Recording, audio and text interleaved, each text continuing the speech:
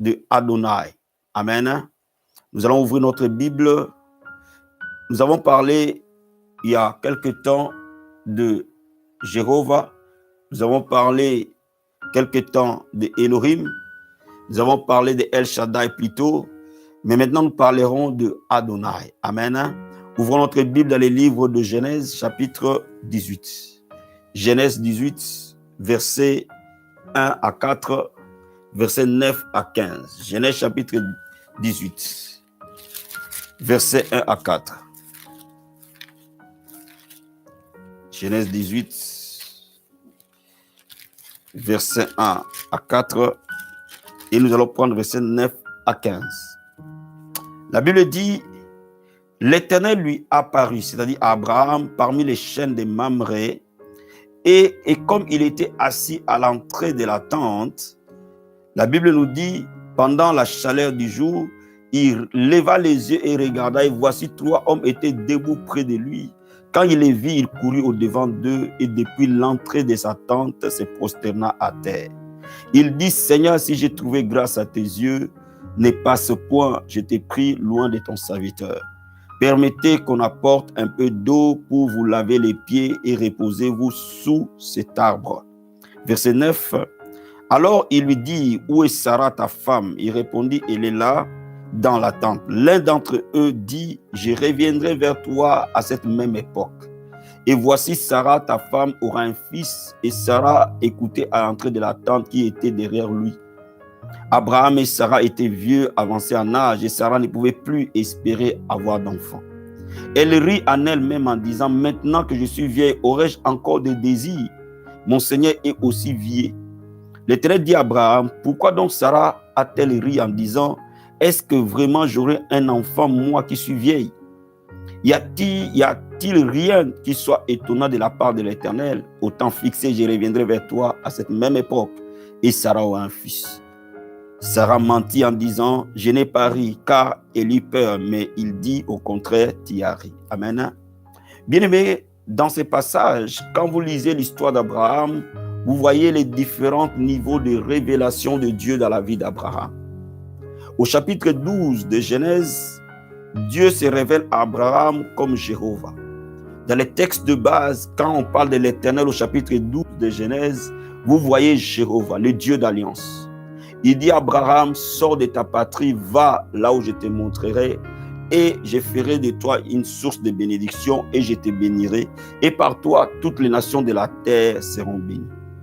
Donc, à 75 ans, Dieu se révèle à Abraham et tisse une alliance avec Abraham, et il se révèle comme Jéhovah, le Dieu d'alliance, le Dieu de la promesse.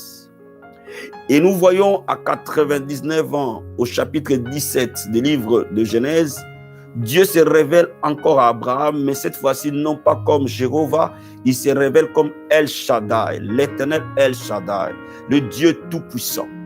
Et là où il change le nom d'Abraham et fait de lui Abraham, parce que dans le chapitre 12, il était toujours Abraham. Mais Dieu change son nom, il change le nom d'Abraham, il le fait Abraham, père de multitudes. Il change le nom de Saraï et fait de lui Sarah, mère de multitudes, et établit l'alliance de la circoncision. Donc il fallait de 75 ans à 99 ans pour que Abraham passe de la révélation de Dieu d'alliance à la révélation de Dieu tout-puissant. Mais il y a un événement qui arrive avant à ce que l'accomplissement de la promesse arrive. Un jour, Abraham assis, après que Dieu s'est révélé à lui comme El Shaddai, assis devant sa maison, il fait chaud et il voit 3 hommes apparaître. Et ça, Abraham réalise que les 3 hommes qui sont devant lui ne sont pas des hommes ordinaires. Donc Dieu lui-même vient visiter Abraham chez lui, accompagné de 2 anges. L'Éternel lui-même apparaît chez Abraham, accompagné de 2 anges. Donc Abraham reçoit la visitation. Bien-aimé, laisse-moi te dire, quand Dieu visite, il ne visite pas comme Jéhovah. Quand Dieu visite, il ne visite pas comme El Shaddai. Quand Dieu visite, il visite comme Adonai. Et nous allons le voir. Donc Abraham réalise que l'Éternel qui apparaît, il a la révélation de Adonai. C'est-à-dire que Dieu se révèle à Abraham cette fois-ci comme Adonai devant sa porte. Dieu lui-même vient vers Adonai, vient vers Abraham. Il se révèle à Abraham comme Adonai. Cela veut dire comme Seigneur, comme Maître. Adonai veut dire mon Seigneur. Adonai veut dire mon Maître. Il se révèle à Abraham comme Adonai. Cette fois-ci, Dieu visite Abraham. Donc laisse-moi te dire, il y a un temps où tu reçois la promesse. Il y a un temps où tu vois quelques changements dans ta vie parce que la puissance de Dieu te localise. Mais il y a un autre moment où Dieu lui-même descend pour visiter. La Bible dit certainement l'Éternel vous visitera.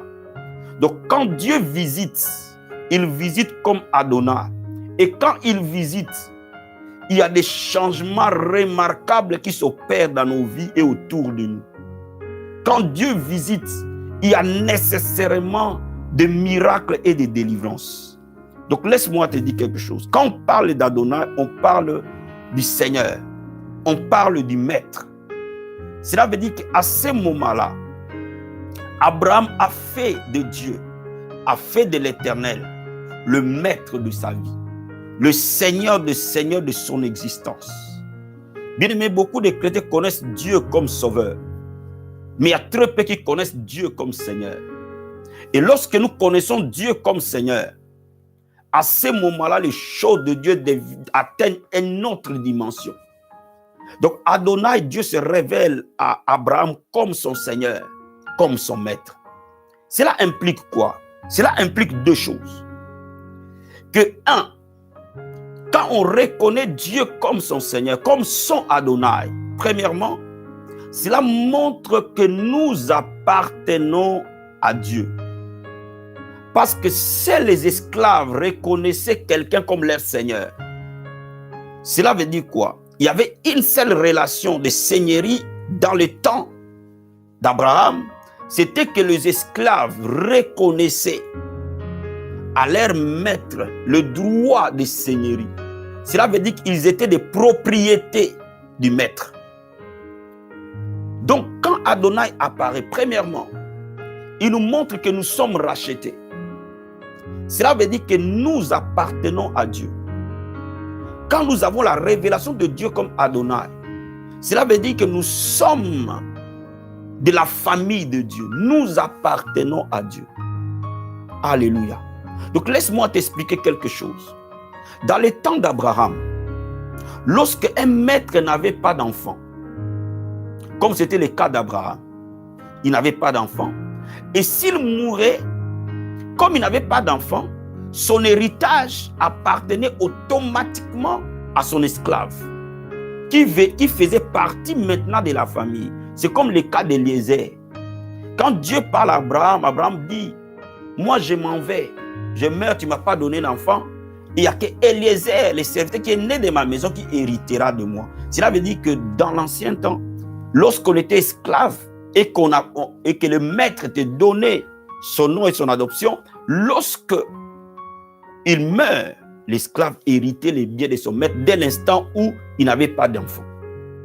Donc laisse-moi te dire, nous sommes adoptés parce qu'il n'y a qu'un seul fils unique qui est Jésus de Nazareth. C'est lui la postérité d'Abraham dans la nouvelle alliance.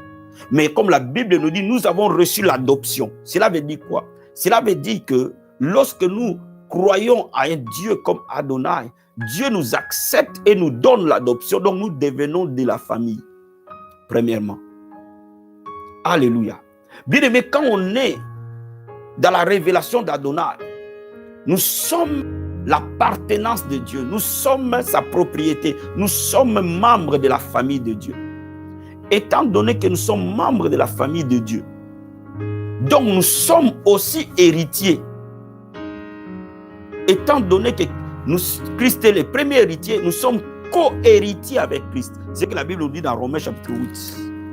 Romains chapitre 8, verset 17. Romains chapitre 8, verset 17. Regarde ce que la Bible dit. Romains 8, 17. Romains chapitre 8, verset 17. La Bible dit ceci. Or, si nous sommes enfants, nous sommes aussi héritiers. Héritiers de Dieu et co-héritiers de Christ. Si toutefois nous souffrons avec lui, afin d'être glorifiés avec lui. Vous voyez, la révélation que l'apôtre Paul avait, que nous sommes co-héritiers de Christ, est rattachée à Adonai. Et n'est rattaché ni à Jéhovah, n'est rattaché ni à El Shaddai, mais est rattaché à Adonai. Dès l'instant où le Seigneur devient notre maître, nous devenons ses enfants. Et parce que nous devenons ses enfants, nous devenons automatiquement par adoption co-héritiers. Cela veut dire, c'est ce qui explique que Jésus pouvait dire à ses disciples, vous ferez les œuvres que j'ai faites, vous en ferez les plus grandes. Pourquoi? Parce que la gloire qui est sur Christ dans le ciel, et cette même gloire qui est sur l'Église, sur la terre. Cela veut dire quoi? Nous sommes tous de la famille de Dieu et nous représentons notre aîné qui est Jésus-Christ sur la terre. Voilà pourquoi la Bible peut dire que nous régnerons sur la terre. Pourquoi? Parce que nous avons reçu l'adoption. Voilà pourquoi je suis en train de te dire, bien-aimé, lorsque la révélation de Adonai apparaît, la puissance du diable sur nous se brise. Se brise pourquoi? Parce qu'il y a un sceau de Dieu qui est sur nous, qui montre à Satan et à ses démons que nous n'appartenons plus ni à notre père, ni à notre mère, ni à ses œuvres, ni aux liens de famille, ni aux alliances sataniques, mais nous appartenons à Jésus. Alléluia. Et cette appartenance nous rend co-héritiers avec Christ. Ainsi, nous pouvons opérer dans sa puissance. Ainsi, nous pouvons opérer dans sa gloire. Ainsi, nous pouvons opérer dans son autorité. Et c'est pour cela que Jésus a dit, je vous ai donné l'autorité de marcher sur les serpents, sur les scorpions, sur toute la puissance de l'ennemi. Pourquoi? Parce que ce que lui, il a reçu du Père, nous l'avons aussi réussi. Alléluia. Bien, mais ayez la révélation du co-héritier du Christ. Regarde, la Bible dit que Jésus-Christ a reçu le nom qui est au-dessus de tout nom. C'est à ce nom que tout genou fléchit, toute langue confesse que Jésus est Seigneur au ciel, sur la terre et sous la terre. Ça, c'est l'héritage de Christ. Et alors, quand nous devenons co-héritiers, donc nous héritons de son nom qui est le nom qui est au-dessus de tout nom. Ainsi, nous pouvons opérer à son nom sur la terre. Voilà pourquoi les hommes de la Bible étaient puissants. Voilà pourquoi il y a des moments en face des démons, on n'a pas besoin de se casser la voix ou d'être longtemps. Lorsque nous opérons comme co-héritiers, c'est que Pierre et Jean ont dit, nous n'avons ni or ni argent, c'est que nous avons, nous te les donnons, lève-toi et marche. Ils n'ont pas prié, ils ont exercé leur position en tant que co-héritier de Christ. Le temps est arrivé d'exercer ta position. Tu es de loin supérieur aux sorciers de ta famille. Tu es de loin supérieur au plus grand magicien de ton clan. Tu es de loin supérieur au plus grand homme fort qui a régné dans ta famille. Tu es supérieur à Satan parce que tu es assis avec Christ. Tu es co-héritier avec Christ, assis avec lui dans le lieu céleste. Voilà pourquoi Satan ne peut pas t'opprimer. Donne-moi amen. Laisse-moi t'expliquer quelque chose, frère. La Bible dit, mon peuple périt faute de connaissance. Le monde de l'esprit est très organisé et très respectueux des règles. Donc, dès l'instant où tu prends conscience que tu es co-héritier avec Christ et ta position, cela implique que tu es autorité devant Satan. Dès l'instant où tu en prends conscience, Satan se soumet à toi. Parce qu'il sait que toi, tu sais quelle est ton identité, quelle est ta position. Mais tu ne peux arriver à là que lorsque tu as la révélation de l'Éternel comme elle, comme Adonai. Alléluia. Ceux qui ont la révélation d'Adonai sont héritiers. Ceux qui ont la révélation d'Adonai sont puissants et ont l'autorité et ont la délivrance sur Satan et ses œuvres. Première vérité. Deuxième vérité. La révélation d'Adonai implique une totale soumission à Dieu. Pourquoi? Parce qu'un esclave n'avait pas de volonté. Un esclave exprimait et exécutait la volonté de son maître. Donc cela revient à dire que quand nous avons la révélation d'Adonai, la responsabilité de Dieu est de te donner son identité. La responsabilité de Dieu est de t'adopter dans sa famille. Ta responsabilité, alléluia, est de lui être totalement soumis. Donc, c'est une alliance. Lorsque moi, je deviens soumis totalement à mon maître, lui, il me donne sa position. Alléluia. Il me donne son identité. Il me donne son identité à moi. Alléluia. Regarde ce que la Bible nous dit dans Jean chapitre 14, verset 23. Jean 14, verset 23. Regarde ce que la Bible dit. Jean chapitre 14, verset 23. La Bible dit ceci. Jésus lui répondit, si quelqu'un m'aime, il gardera ma parole. Mon Père l'aimera et nous viendrons à lui et nous ferons notre demeure chez lui. Cela veut dire quoi? Jésus-Christ montre ici, dans le Nouveau Testament, cette même révélation d'Adonai. Cela veut dire que celui qui aime Jésus doit obéir à sa parole, doit être soumis à ses commandements.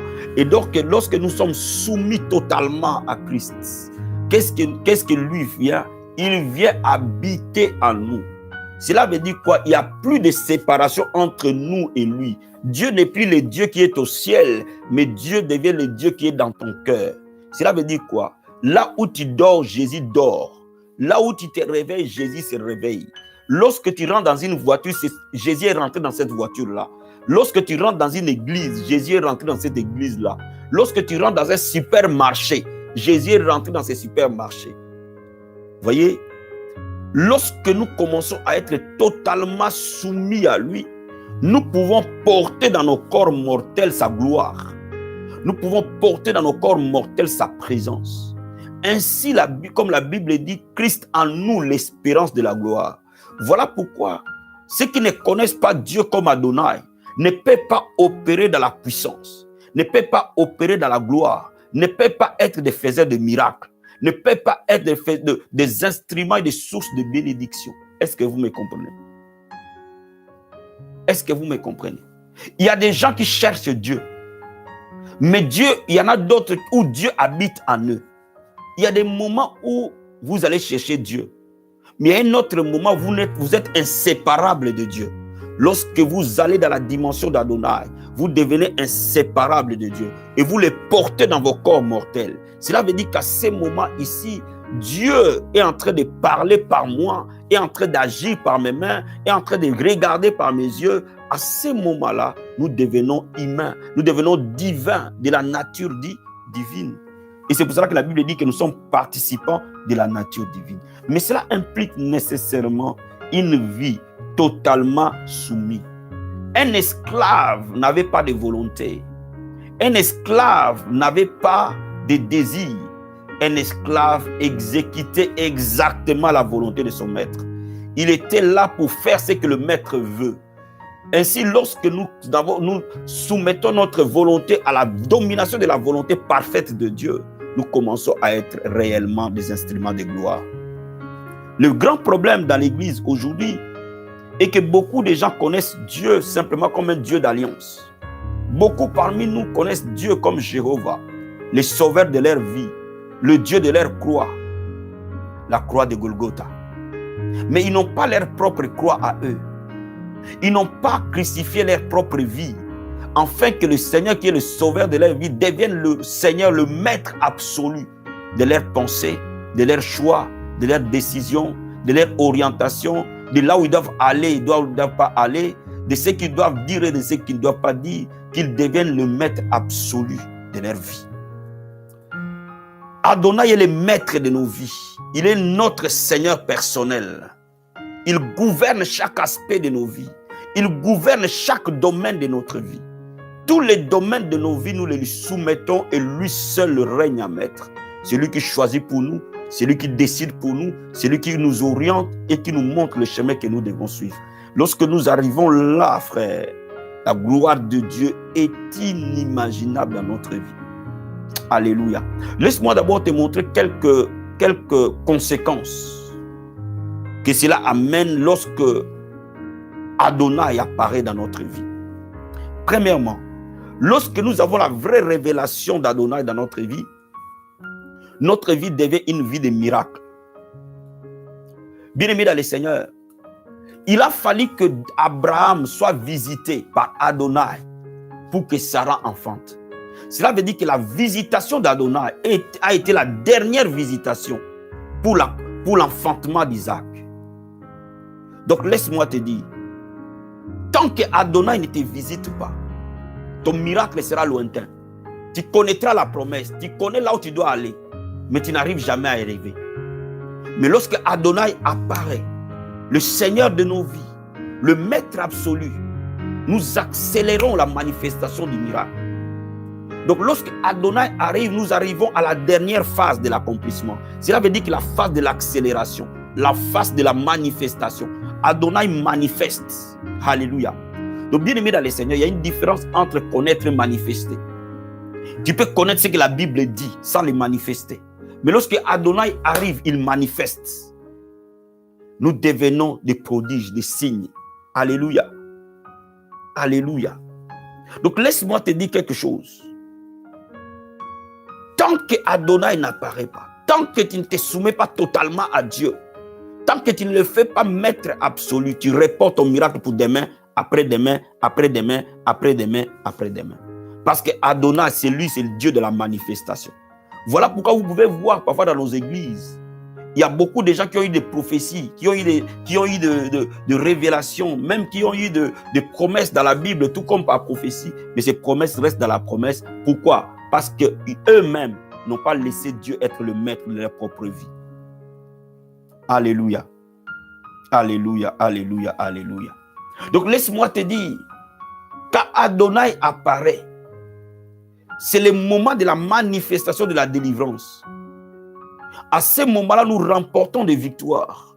À ce moment, nous accédons au miraculeux. À ce moment-là, nous accédons à la domination et les chaînes tombent. Pourquoi? Parce que le diable n'a plus le pouvoir de nous garder captifs. Le diable ne peut pas garder captifs ce qui appartient à Dieu. La Bible déclare, ce qui détient d'entre ses mains, personne ne peut ravir. C'est-à-dire que nous sommes dans la paume de Dieu, des mains de l'Éternel, quand nous le connaissons comme Adonai. Cela veut dire que le diable ne peut plus toucher ce que Dieu tient entre ses mains.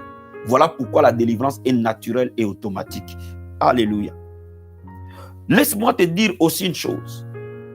Quand la révélation d'Adonai arrive, nous accédons à l'intimité avec Dieu. Regarde ce que la Bible nous dit dans Genèse chapitre 18, verset 17. Genèse 18, verset 17. Genèse chapitre 18, verset 17. La Bible dit ceci. Alors l'Éternel dit, cacherai-je à Abraham ce que je vais faire? Cacherai-je à Abraham ce que je vais faire? C'est là où Abraham se soumet totalement à Dieu. Le Seigneur devient son Adonai. Il se soumet totalement. Alors Dieu réagit, dit, est-ce que je vais cacher quelque chose à Abraham? Donc bien aimé dans le Seigneur, vous ne pouvez pas accéder réellement à la dimension prophétique destinée aux saints tant que vous n'avez pas la soumission totale à Dieu. Dieu ne se révèle totalement qu'à ceux qui lui sont totalement soumis. Je reprends. Dieu ne se révèle totalement qu'à des enfants qui lui sont totalement soumis. Donc c'est par votre soumission à Dieu, à sa volonté, que Dieu se révélera en vous. Il ne vous cachera rien, ni pour votre propre vie, ni pour la vie des gens qui sont autour de vous. Dieu va commencer à se révéler à vous comme il s'est révélé à Abraham. Donc Abraham ne savait pas que Dieu avait décidé de détruire Sodome et Gomorrhe. C'est Dieu lui-même qui révèle ça à Abraham, qui montre à Abraham que je suis venu voir par mes propres yeux ce qui se passe à Sodome et Gomorrhe.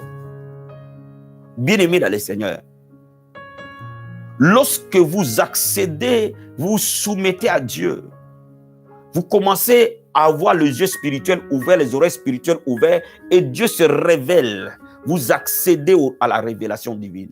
Vous allez voir les dons de prophétie opérer puissamment en vous. Vos yeux vont commencer à s'ouvrir par les paroles de connaissance, par les discernements des esprits, par les dons des paroles de sagesse. Tout ce qui est révélation vous sera donné.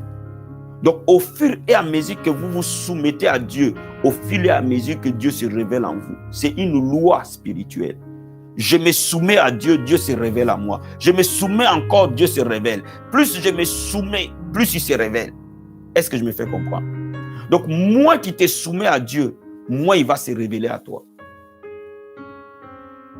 Quand vous êtes totalement soumis à Dieu, Bien-aimé, il n'y aura pas de secret dans votre vie.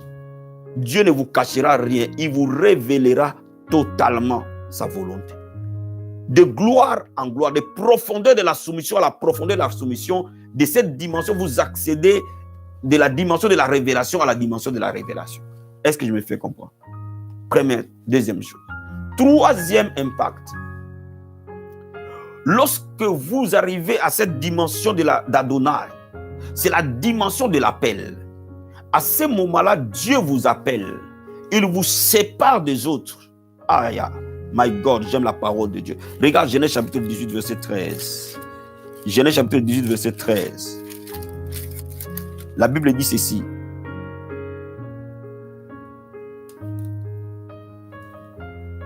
Verset 19 plutôt. La Bible dit ceci.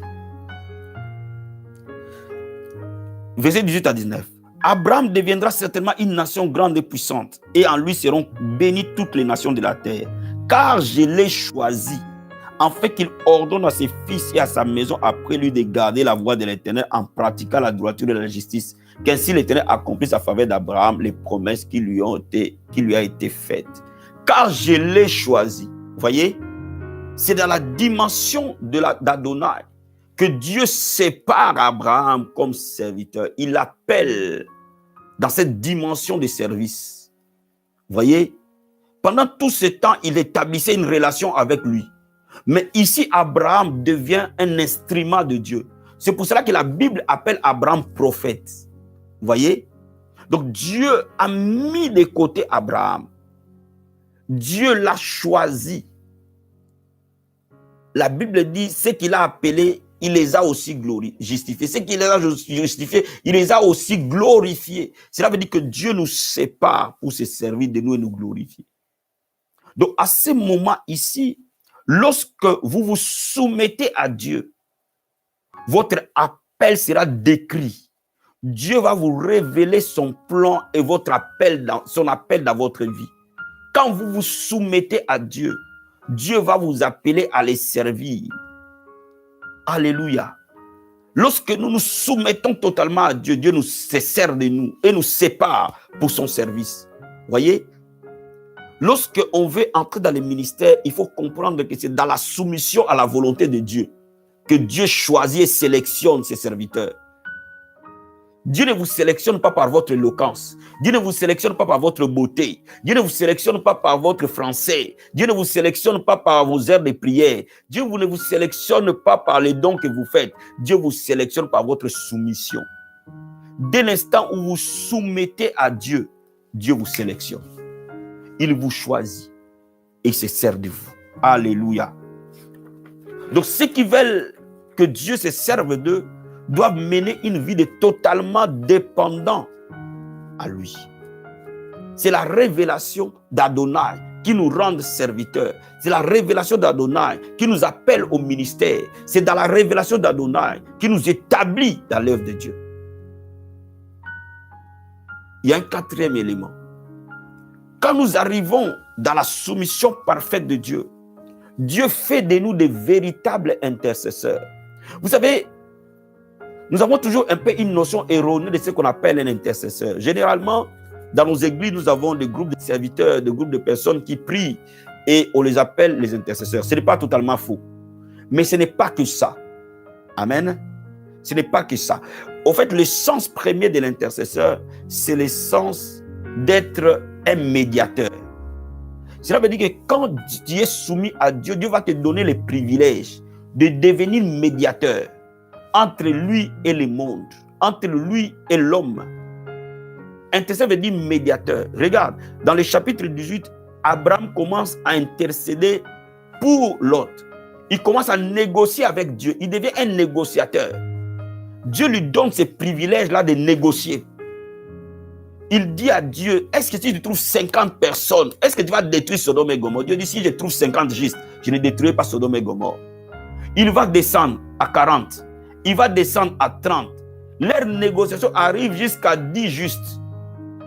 Cela veut dire quoi? Cela veut dire que s'il y avait simplement 10 justes à Sodome et Gomorrhe, il n'allait pas y avoir destruction de Sodome et Gomorrhe. Cela veut dire que Dieu te donne ce privilège de négocier avec lui et parfois de changer son avis, de changer sa décision. C'est ça un intercesseur. C'est-à-dire que ces privilèges-là de se tenir devant sa face et de commencer à plaider pour la cause de quelqu'un, de commencer à plaider pour la cause d'une famille, de commencer à plaider pour la cause d'une église et parfois même arriver à changer sa position.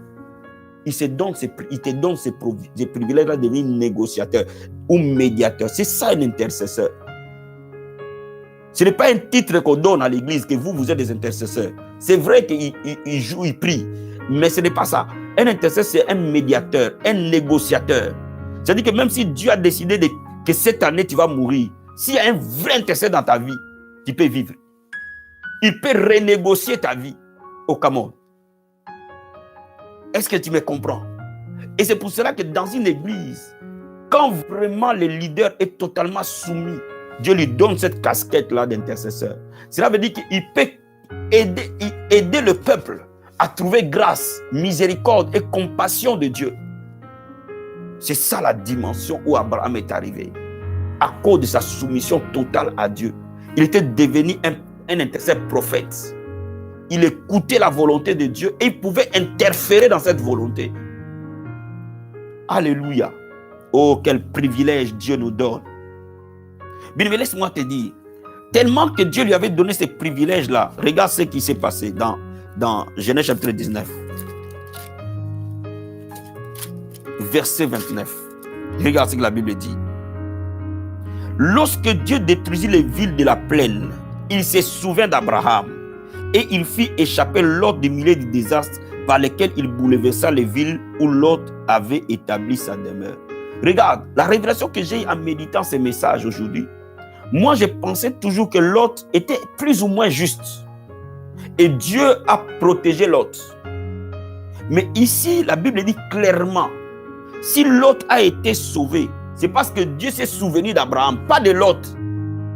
Cela veut dire que ce n'est pas Lot qui s'est fait échapper de Sodome et Gomorrhe, mais c'est par rapport à Abraham que Lot a été sauvé.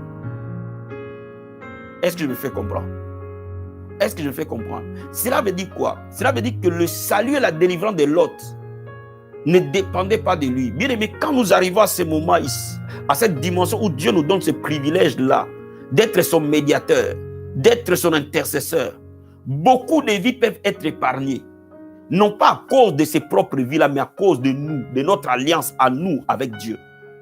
Est-ce que je me fais comprendre? Des vies peuvent changer profondément, non pas à cause du peuple, mais à cause de notre alliance. Bien aimé, je vais dire à quelqu'un, une personne totalement soumise à Dieu peut changer l'histoire d'une nation. Une personne totalement soumise à Dieu peut changer l'histoire d'une église. Une seule personne totalement soumise à Dieu peut changer l'histoire de tout un peuple. Une seule personne totalement soumise à Dieu peut par lui ouvrir les portes du ciel à des milliers et des milliers et des milliers de personnes. Bien, mais la Bible nous enseigne-t-elle pas par la justice d'un seul, nous tous, l'humanité entière, nous avons été sauvés. Et c'est ce qui fait de Jésus-Christ l'intercesseur principal, le premier intercesseur de tout le monde. Parce que c'est par lui que Dieu a permis que nous tous, nous, et tous ceux qui viendront après, et l'humanité entière, puissent trouver miséricorde auprès de Dieu. C'est ça le rôle d'un médiateur. C'est ça le rôle d'un intercesseur. Bien aimé, nous y accédons que lorsque nous sommes totalement soumis à Dieu. Alléluia. Bien aimé dans le Seigneur. Donc vous voyez que c'est un processus qu'un chrétien doit passer. Il commence avec Dieu en tant que Jéhovah, par le moment où il accède par le salut à la croix de Golgotha. Alléluia. Lorsqu'il accepte Jésus comme sauveur de sa vie, lorsqu'il fait la prière du salut, lorsqu'il donne à Dieu, la Bible dit que quiconque invoquera le nom du Seigneur, il sera sauvé. Bien aimé, à ce moment-là, il y a une alliance qui est tissée par la croix. Et cette personne est née dans le royaume de Dieu. Mais réellement, il est né comme bébé. Il est un bébé spirituel. Il doit être nourri par le lait.